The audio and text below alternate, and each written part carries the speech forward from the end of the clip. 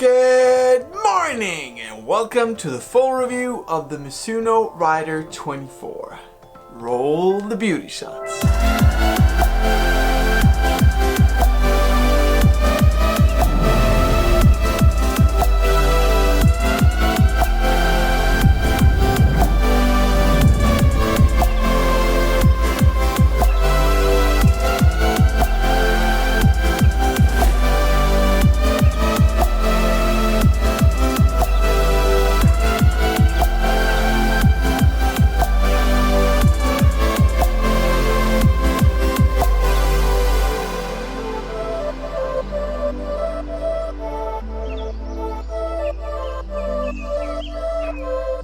In the last couple of years, Mizuno has done a really good job steadily improving their uppers to be more breathable, more seamless, and just nicer to look at.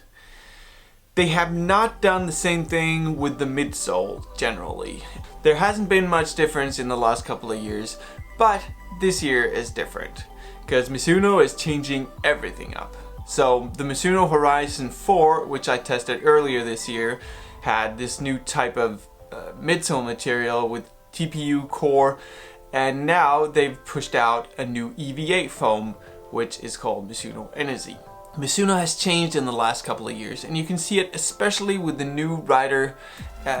They put style into the equation. It looks a lot better than previous versions in my opinion. So there's a lot of new things on the new Mizuno Rider 24. It has a new wave plate that is flatter and higher up, and it doesn't come into contact with the ground like it did earlier. It has the Mizuno Enerzy foam in the heel. It has a new type of heel color. It has a new breathable upper and a new outsole design. It just looks more like a complete package, more like one person designed and put together everything. It looks really nice. The shoe has a 31 to 19 millimeter stack height, and that means 12 millimeter heel drop. It has a lot of foam in the heel for those heel landers out there. And the plate is sort of the special thing about this shoe. The plate gives added stability, it gives a little bit more cushion, and it actually disperses the energy when you land so that one spot doesn't collapse after a while. As I said in the first run review, this shoe will feel a little bit different when you put it on for the first time. It will feel very stiff in the heel and softer in the front. This is not something that you will feel when running in the same sense. The new Rider feels like it has a softer heel compared to the older versions, but if you compare this shoe to like a 1080 or a Hoka or something like that, then it won't feel as bouncy, it won't feel as soft. It will feel a little bit firmer underfoot. Now let's talk about how this shoe fits. It fits me really well. There's a little bit of a difference between this one and the older version and how it actually hugs your foot.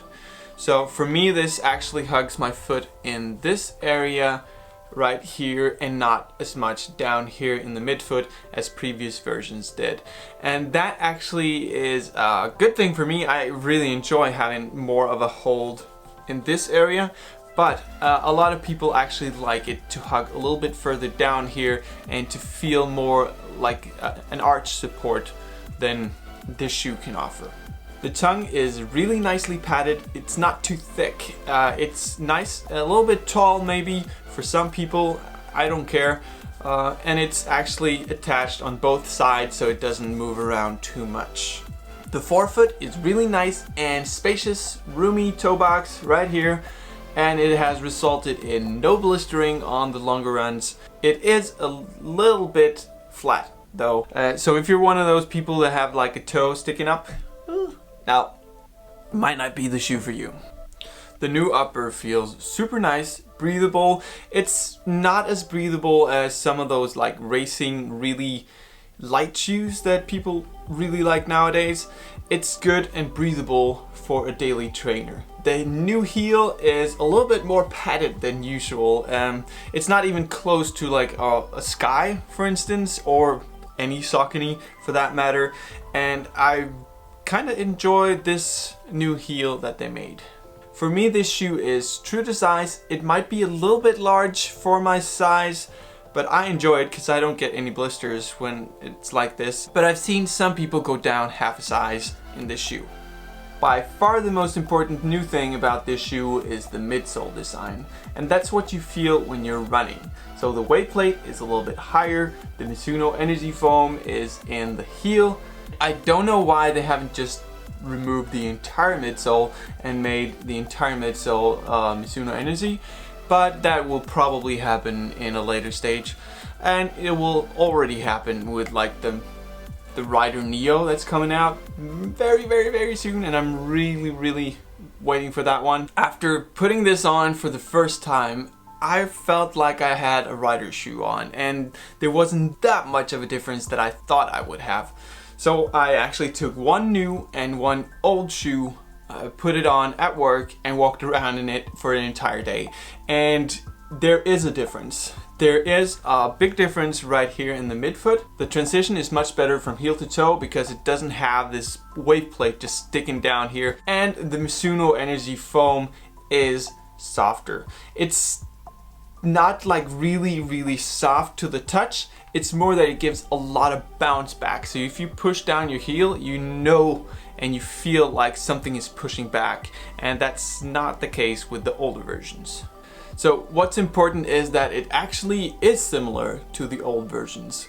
It feels like a Rider. It just feels like a new and improved Rider. It's a little bit more bouncy, but it's not like in your face bouncy like a lot of the shoes are now. They're so loud and like, look at me, I'm bouncy, and this is not it. It's just a nice, comfortable shoe that has a little bit more bounce in the heel than it used to have. It feels a lot firmer than, yeah, like the 1080 or a Hoka or...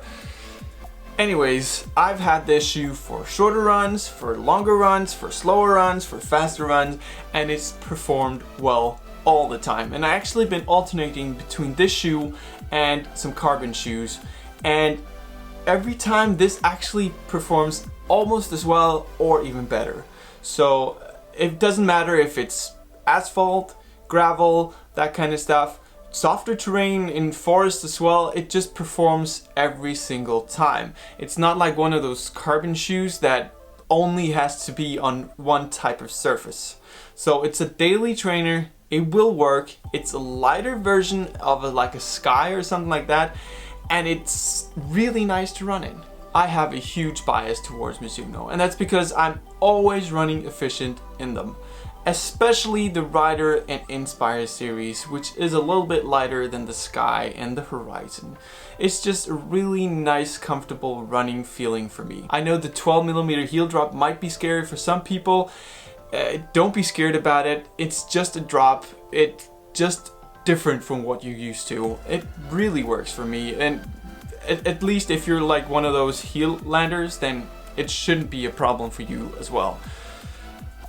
One problem though is, it's better now, but one problem is this hole right here. And if you run on gravel, there will be times when there's stones stuck inside this hole. This is not as big of a problem as it's been earlier because it's a lot easier to get out while running. While sometimes you had to actually stop to get the stone out in older versions. It would be really nice if they fixed it, because it's a really good shoe. Now here's a fun thing about stability. The last couple of versions has been outperformed every single day at our store. It's just not as stable as some of the other neutral running shoes, and I think it's because of the 12mm heel drop. The new version though is much more stable, and I don't know why, because it doesn't have any new stability features. It might just be the Mizuno Enerzy foam, which just pushes back a little bit. It might be the way the new weight plate is made. It's just performing a lot better and actually doing better than some of its competition now without actually feeling intrusive. It might also be the hole change, so it's a little bit higher in the ankle, starting the stability earlier. I have no idea, but it really works. And if you're one of those people that just need a little bit more stability on the longer runs, then this shoe will actually perform really well. Now, it's still a neutral shoe, so don't think you're getting like a super stable shoe. If you need a little bit of support in the medial side, it won't happen. But for a little bit of support, it works really great. Now, let's do a recap. The Rider 24 is a really good shoe, and it's so good that it might even bump into my top 2020 list. It's not a shoe for you if you're one of those who train in interval shoes daily and use that as daily trainers. It's not a shoe for you if you want one of those loud, look at me, I'm soft kind of shoes. It's a workhorse. It's just a firmer, nice ride that just works mile after mile after mile after. The fit is good, and the roomy toe box is the cherry on top for me.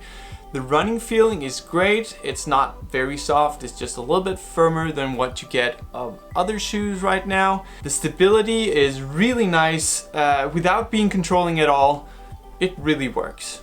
This shoe will be my daily workhorse. It will do normal runs like slower and faster runs, 5K, 10Ks, that kind of stuff. If I'm going longer, I can easily go in this one if I'm not planning to go fast. If I'm going fast, I might do like a carbon or an nylon plate or something like that. But it really is one of those shoes that I'm going to use for a lot of different trainings after this video. If you like this video, please give it a thumbs up. If you have any questions about the shoe, write to me in the comments down below. If you want to support me, buy some awesome socks at my website. Anyways, have a great day, have a fantastic run, stay safe, and I'll see you next time. Bye!